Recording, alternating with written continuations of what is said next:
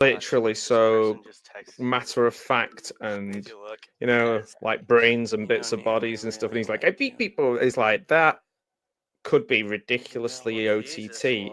And he is. But, like, he's balancing everyday normal things to be upset with her about, like, oh, you split up with her via text, with horrific things that he does. They're on the same level. And when he says something like, I love my friends, it's like that. I started thinking, is that the line he draws?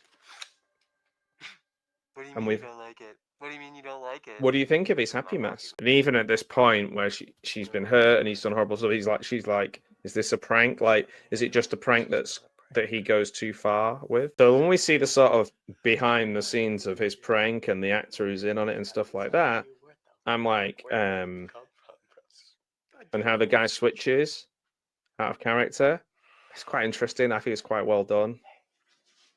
And it's believable that his friend would fall for this. You watch a lot of this stuff and you think, yeah, this guy, no, I wouldn't fall for that. Or you see stuff that's staged. He also has a lot of keepsakes and mementos, just like sort of famous serial killers and stuff. I don't even want to put my finger on the trigger. So he has a very high regard for his own life.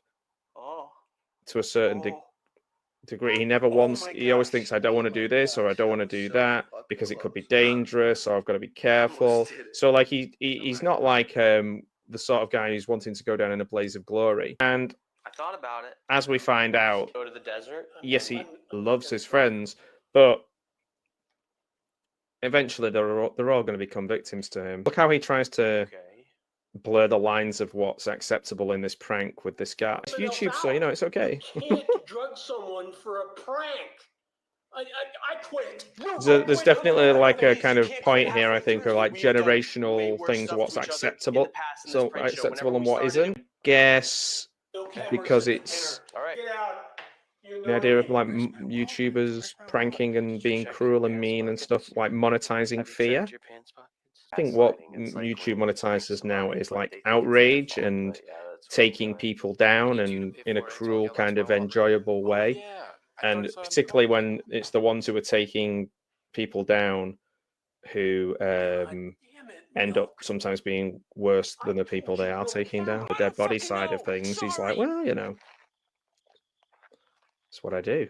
Usually it's a lot messier than this.